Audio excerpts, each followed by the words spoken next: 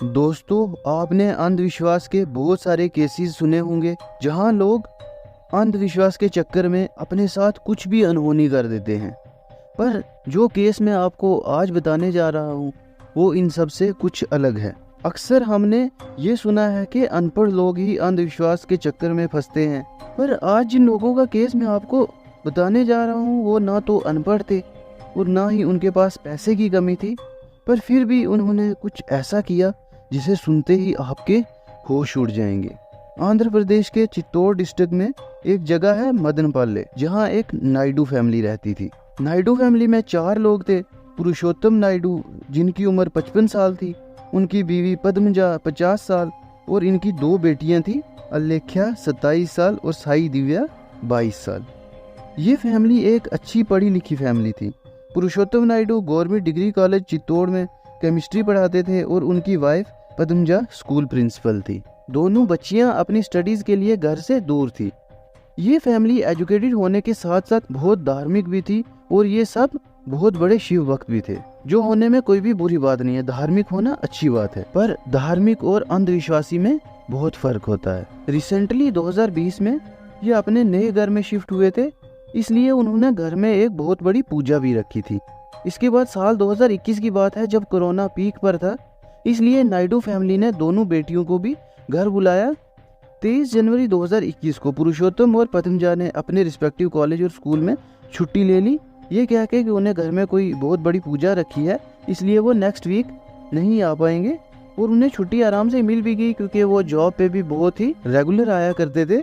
फिर एक दिन बाद 24 जनवरी को पड़ोसियों को नायडू फैमिली के घर से सुबह सुबह मंत्र पढ़ने की आवाज आ रही थी, पर क्योंकि सबको पता था कि ये बहुत बड़े धार्मिक इंसान हैं, इसलिए किसी ने अंदर जाकर देखा नहीं कि अंदर क्या हो रहा है, सभी ने इग्नोर किया।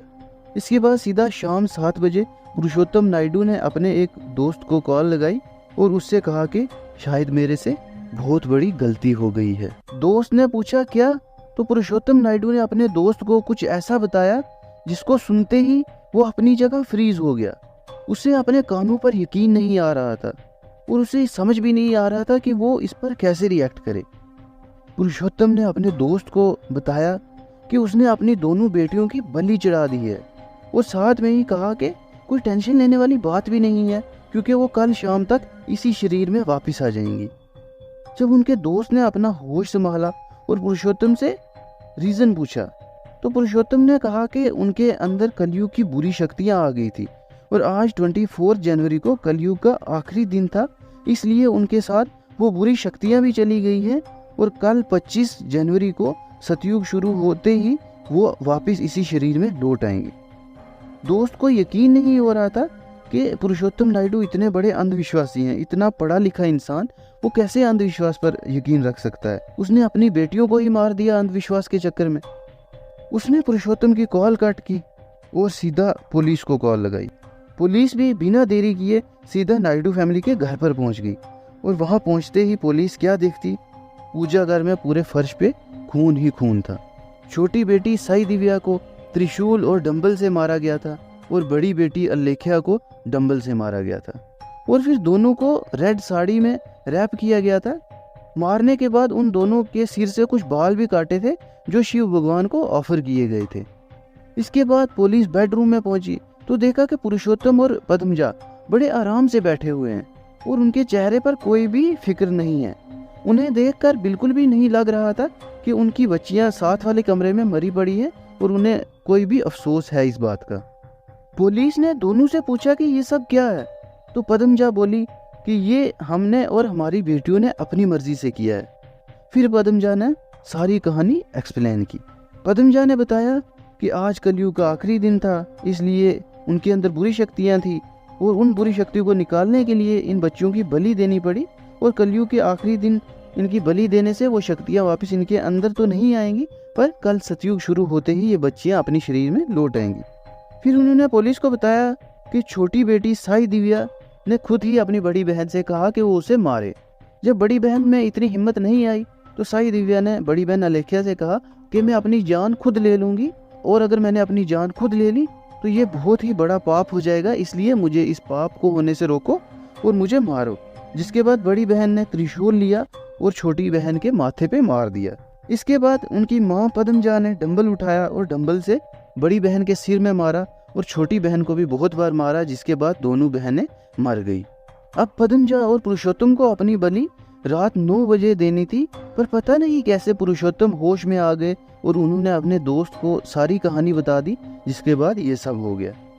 ये सब सुनने के बाद पुलिस दोनों को अरेस्ट करके ले जाने लगी, तो देखा कि पुरुषोत्तम नायडू एकदम काम है, उनके चेहरे पर कोई भी रिएक्शन नहीं है।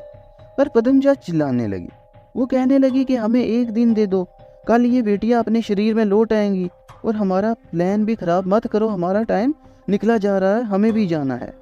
और फिर अपने पति पुरुषोत्तम को कोसने लगी कि तुम्हारी कायरता की वजह से हमारा सारा प्लान चौपट हो गया, हमारी बच्चियां चली गई और अब पता नहीं वो लौट पाएंगी या नहीं। फिर पद्मजा चिल्लाने लगी कि वो शिव का अवतार हैं और कोरोना भी उन्होंने ही लाया था, ना कि कोरोना चाइना से आया। उन दोनों की हालत देखकर साफ साफ लग रहा था कि वो मेंटली स्टेबल नहीं है, इसलिए उन दोनों को साइकेट्रिस्ट के पास ले जाया गया। साइकेट्रिस्ट ने उन दोनों को चेक करने के बाद बताया कि इन दोनों को एक मानसिक बीमारी है, जिसे शेयर्ड साइकोटिक डिसऑर्डर कहते हैं।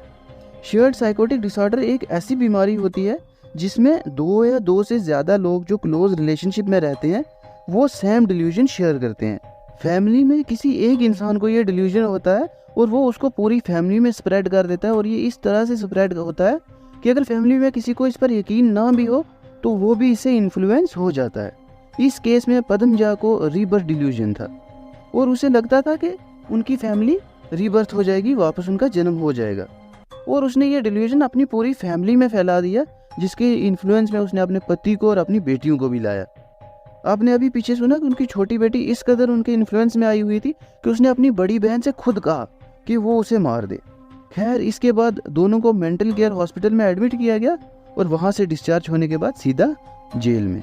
ऐसा ही एक केस दिल्ली के बुरारी इलाके में भी साल 2018 में आया था, जहां एक फैमिली के 11 मेंबर्स एक साथ सुसाइड किए हुए घर के अंदर मिले थे। और अगर हम थोड़ा और डीप स्टडी में जाएं तो हमें अपने भारत में ऐसे कई केसेस मिल जाएंगे जिनमें लोग ऐसे सुसाइड कर देते हैं या अंधविश्वास के चक्कर में कुछ भी अपने साथ कर देते हैं। आपको क्या लगता है कि अंधविश्वास इतना इन्फ्लुएंशियल है जिसके झांसे में बड़े पढ़े लिखे लोग और पैसे वाले लोग भी आ जाते हैं? खैर, आज के लिए बस इतना ही। आपको ये वीडियो कैसी लगी कमेंट करके ज़रूर बताएं। वीडियो को लाइक करें और ऐसे ही वीडियोस के लिए सब्सक्राइब करें हमारा चैनल।